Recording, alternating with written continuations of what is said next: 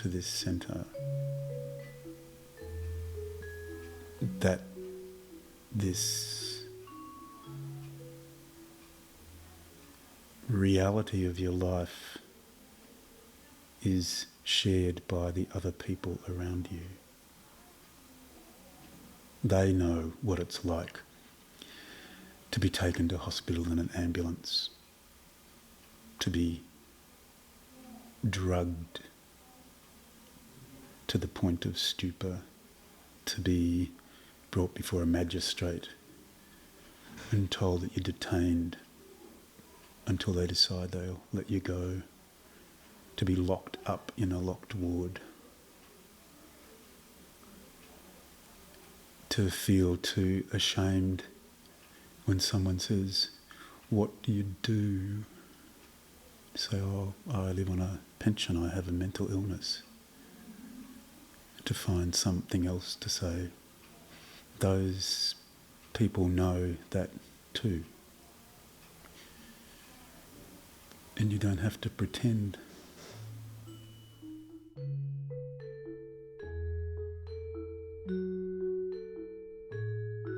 In Victoria, I felt as though someone had just pressed the delete button on my life.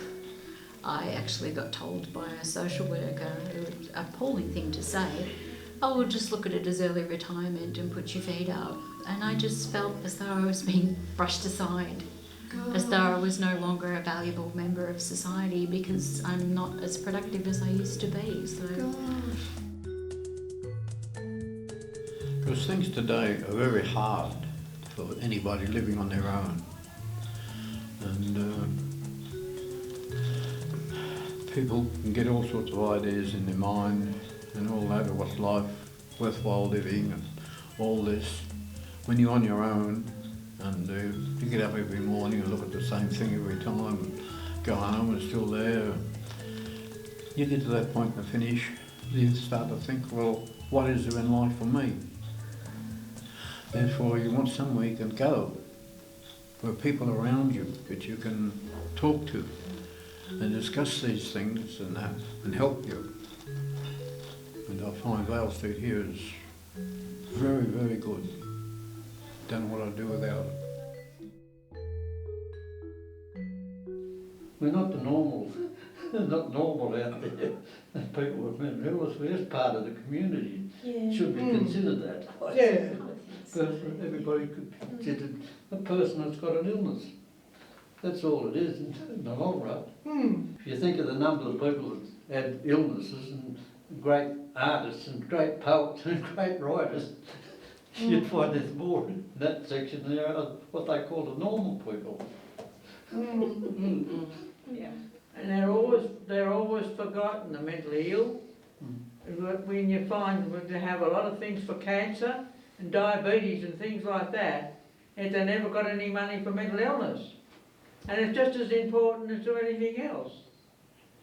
Because of course they can't see it, they think the people are having them on.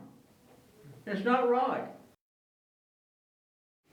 Well, people don't really still accept a mental illness because having anything wrong with your mind is really suspect. You know, you can have things wrong with your heart, your legs, your back, your liver, your whatever. But if you've got something wrong with your mind, that's really something quite different.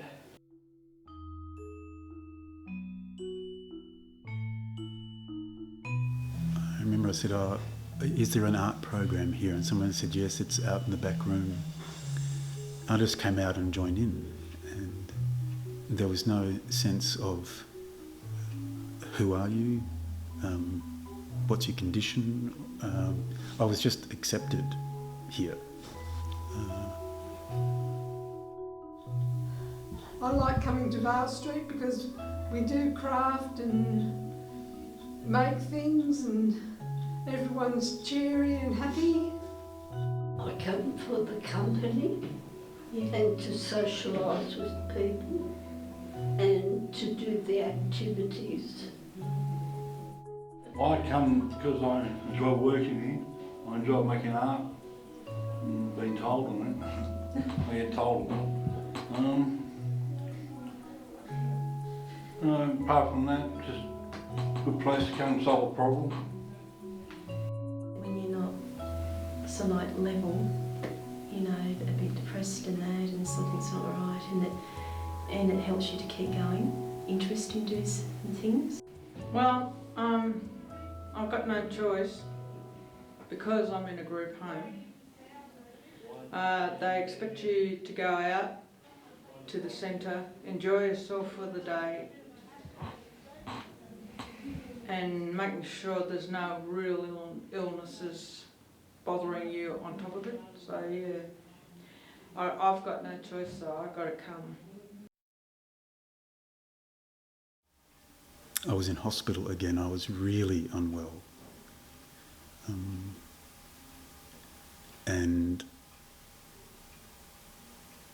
when I came out of hospital, I did two significant things for myself.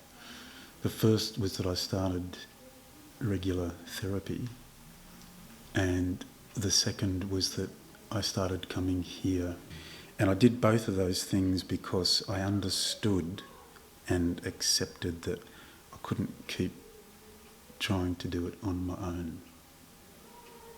I just couldn't. I was just ending up in hospital every 6 months.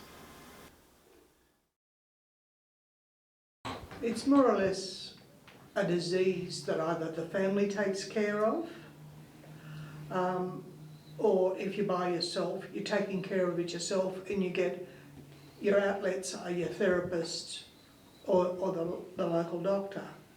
There's not a lot of activities going on in Sydney.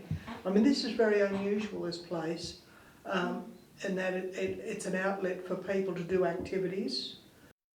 They say, why don't you go to your own family? Well, they're married, they've got their family, they're flat out looking after their all own their lives, yeah. own things, without you. And without this place, we'd have nowhere to go. There are things I talk about at Vale Street that I would never bring up in front of my family. Oh, that's Because I know darn well they just wouldn't get where I was coming from. So, you know. Doctors have got me going to a psychiatrist. You go to a psychiatrist, she sits you down in a chair and sits there and looks at you. They do. I know. And they don't. You get nothing out of them. I don't know what they're supposed to do because I've yet to find out. It gives people more to be able to come and talk to others in similar situations than it does to go and see a psychiatrist, you know, because they're paid to tell you you're doing well and, you know, you'll be fine and give you little strategies, you know, to get you through your day. But in the end, it's not someone who's a regular part of your life, and you can get so much more out of developing relationships and friendships with other people in the same boat than you can from professional help. And if someone is not doing very well that day, it's an accepted thing. Or if someone comes in and they're over the top, it's part of what happens here. There's a very wide embrace. It's just the little things. You're sitting there and you're not feeling well. Somebody just comes up with their arms over your shoulder or something and asks how you are, and something like this. Just little things. Give you a kiss. It makes such a difference. You get up on a cold morning, get to a cold house, and all you can think is you just want to get out of the place or do something to yourself. And then Peter picks you up and brings you to Vale Street. Yeah. And we have a lovely day. Exactly.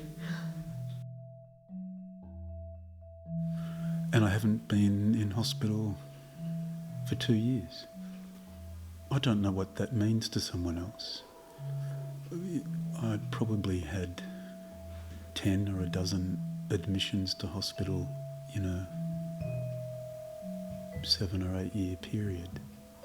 I had 3 in 3 months in 2010, but I haven't had one for 2 years. And this place is part of why I haven't had one in 2 years. And the thread of what I've done here is part of a web of things that keeps me well.